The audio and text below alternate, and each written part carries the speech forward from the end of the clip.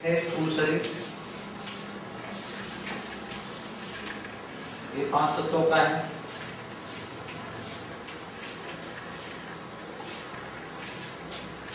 दूसरा है सूक्ष्म शरीर,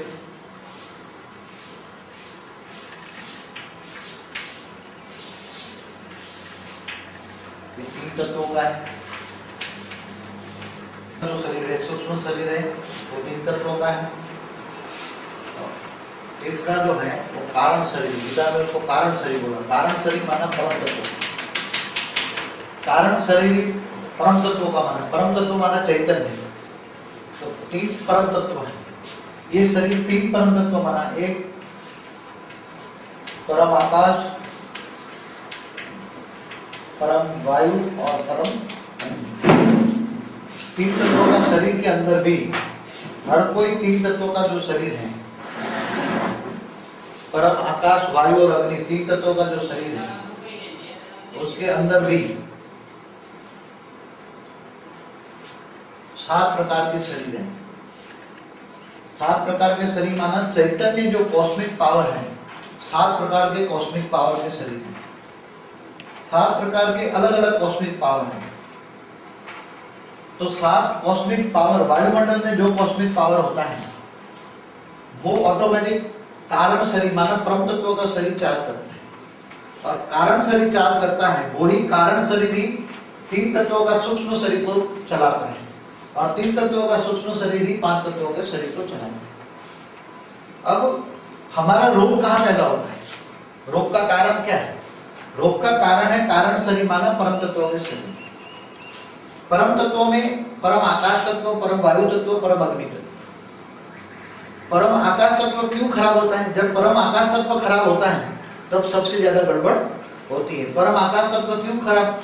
परम आकाश तत्व में गड़बड़ क्यों आती है? सोचने से, ज्यादा बोलने से जो रोग उत्पन्न हुए हैं, जितने भी रोग उत्पन्न है, कोई भी प्रकार के रोग, वो परम आकाश तत्व की डेफिसिट के कारण होते हैं। तो कारण शरीर में रोग होता है। सबसे पहले कहाँ रोग होता है? कारण शरीर। और कारण शरीर में रोग क्यों होता है? कारण शरीर में रोग होने का कारण आत्मा के अंदर पावर नहीं है। आत्मा के अंदर पावर क्यों नहीं है? आत्मा के अंदर पावर है। पहले जब कारण शरीर क्यों कहाँ कारण शरीर पैदा हुआ? परम आकाश तत्व जब आत्मा निराकार थी, पावर थी, तो परम आकाश तत्व परम धाम में उसके आसपास हो गए। तो कारण शरीर की रजुआत कहाँ, शुरुआत कहाँ हुई? कारण शरीर कैसे बना? कारण शरीर परम आकाश तत्व बना परम धाम में। मूल वतन में परम वायु तत्व बना, ऐड हुआ। आत्मा के सबसे ज्यादा नजदीक क्या होता है? आत्मा के सबसे ज्यादा नजदीक होता है एकदम आत्मा के।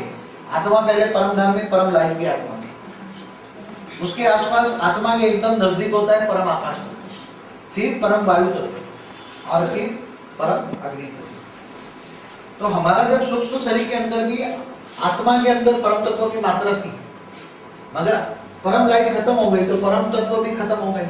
तो आत्मा के आसपास परम आकाश तत्व होता है, परम वायु तत्व होता है और परम अग्नि तत्व।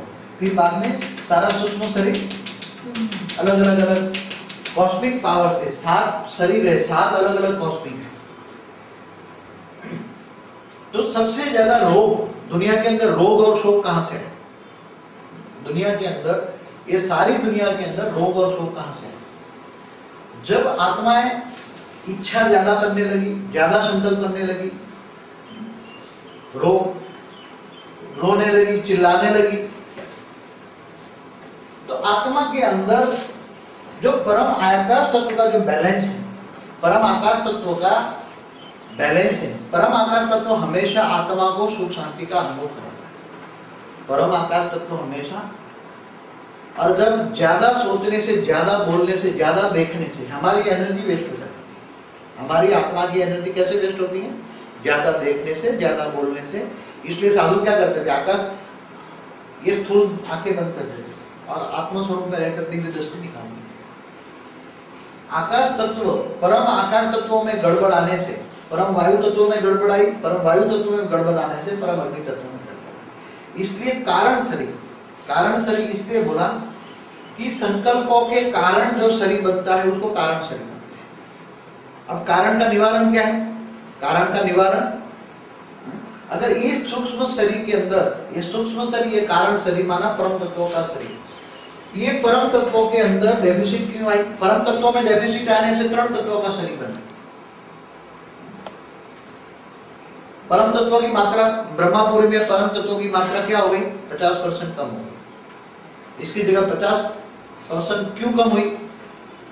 क्योंकि देवताओं ने जो जो अपने ब्रह्मांड बनाए थे, वो ब्रह्मांड में चलाने के लिए आत्मा की शक्ति चली गई, और आत्मा की शक्ति चली जाने से परम आकाश तत्व इम्बैलेंस हो गया, और परम आकाश तत्व इम्बैलेंस होने से परम वायु बैलेंस हो गया, परम वायु बैलेंस होने से परम अग्नि बैलेंस हो गया, और परम अग्नि बैलेंस होने से धीरे धीरे इनके आसपास, परम इसके आसपास अंदर साथ में जो अणु होता है, जो परम तत्वों का अणु होता है, हर अणु, जैसे आज सूक्ष्म शरीर का, कारण शरीर का भी जैसे डॉक्टर बताते हैं 75,000 सेल है, तो ये परम तत्वों का भी अणु है। तो परम तत्वों का जो अणु है ये परम तत्वों का है, उसके ऊपर परम वायु है, परम अग्नि है, और उसके ऊपर फिर वायु है, सब करके एक सेल बनता है। स्थूल तत्व उस पर जम जाते हैं। ये स्थूल तत्व है परम तत्वों का कारण। परम तत्वों में कचरा होने से, परम तत्वों में डेफिसिट आने से तीन तत्वों, वायु, अग्नि और आकाश, तीन तत्वों वाला शरीर बन गया, और तीन तत्वों में से फिर पांच तत्वों में आत्मा जब योग करती है, योग किसको कहते हैं? संसार के अंदर, साधु के अंदर भी नेगेटिविटी कहां से है? साधु के अंदर भी नेगेटिव संकल्प कहां से है? क्योंकि जब आज सारे वायुमंडल के अंदर ब्लैक कॉस्मिक है, जो कॉस्मिक माना चैतन्य शक्ति है, जो ब्लैक कॉस्मिक है, सारे वायुमंडल के अंदर ब्लैक कॉस्मिक है। और जब सारे ब्लैक कॉस्मिक है और 1% ही गोल्डन कॉस्मिक है, 1% ही गोल्डन कॉस्मिक है। आज के वायुमंडल के अंदर 1% गोल्डन कॉस्मिक है और 99% नेगेटिव कॉस्मिक है, ब्लैक कॉस्मिक है। इसलिए 100% वायुमंडल गड़बड़ है। जब कोई भी योग करता है तो उसके वायुमंडल के अंदर से गोल्डन कॉस्मिक जाने की बजाय, आत्मा के अंदर गोल्डन कॉस्मिक जाने की बजाय ब्लैक कॉस्मिक जाती है। ब्लैक कॉस्मिक किससे बनती है? सात जो शरीर है, कारण शरीर के अंदर जो सात शरीर है, वो सात शरीर किसके कॉस्मिक से बना है? एक शुक्र की कौन सी कॉस्मिक होती है? शनि की। अलग अलग जो सात जो मेन क्रिएटर है, कॉस्मिक के सात मेन जो क्रिएटर है, उसके संकल्पों द्वारा कॉस्मिक बनी।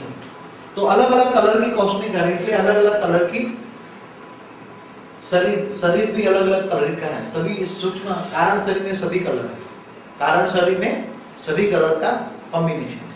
अब जब योग करते हैं, ओम की ध्वनि करते हैं, तो ओम की ध्वनि से जब नाभि से यहां से ऊपर आप ओम की ध्वनि लेते हो, तो आओ तो ब्रह्मा विष्णु शंकर होता है ना। ओम माना ब्रह्मा विष्णु शंकर।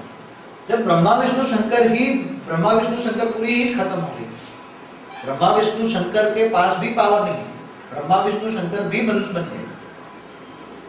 कलयुग के अंत में ब्रह्मा विष्णु शंकर भी मनुष्य बन गए। तब ओम की ध्वनि करने से उनसे जो पहले ब्रह्मापुरी, विष्णुपुरी, शंकरपुरी से ऊपर से जो पावर आती थी वो खत्म हो गई। क्योंकि साइंस का नियम है, जिसको तुम याद करोगे इससे पावर आएगी। जिसको तुम याद कर रहे हो, इनके पास पावर ही नहीं है तो कहां से आएगी तुम्हारे? जिन देवी देवताओं की पूजा करते हो, इनके पास पावर ही नहीं है, सारे देवी देवता मनुष्य बन गए। जिन देवी देवताओं की पूजा करते हैं, इनसे क्या प्राप्ति होगी? कुछ प्राप्ति होगी? क्यों? और योग लगाने से भी कोई प्राप्ति नहीं होगी। कोई भी योग लगा लो, हठ योग लगा लो, तो जैसे कोई सिखाता है कि तुम प्राणायाम करो, अब प्राणायाम के अंदर तुम प्राण, ऑक्सीजन, वायु ज्यादा चाहिए, इसकी बजाय तुम्हारे वायुमंडल में कार्बन डाइऑक्साइड, कार्बन मोनोऑक्साइड ज्यादा है, तो तुम्हारा ये सूक्ष्म शरीर में जो वायु तत्व है, वायु तत्व नेगेटिव रिफ्लेक्शन करेगा। और वायु तत्व कार्बन डाइऑक्साइड लिया आपने, कार्बन मोनोऑक्साइड लिया, तो परम वायु तत्व में गड़बड़ होगी, तो परम वायु तत्व गड़बड़ होगी, तो परम आकाश तत्व गड़बड़ होगी, तो आत्मा को गड़बड़ में ला देगी। तो सूक्ष्म शरीर में कारण क्या हो जाएगा? गड़बड़ हो जाएगी। सारी गड़बड़े कारण शरीर माना परम तत्व के शरीर में होने से ही सूक्ष्म और स्थूल शरीर में आती है। अब हम अगर सुधरना चाहें, अगर हम चाहें कि हमारी तबीयत अच्छी हो, मगर तबीयत कैसी अच्छी हो?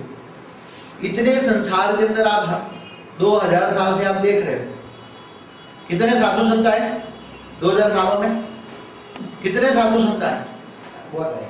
बहुत आए ना।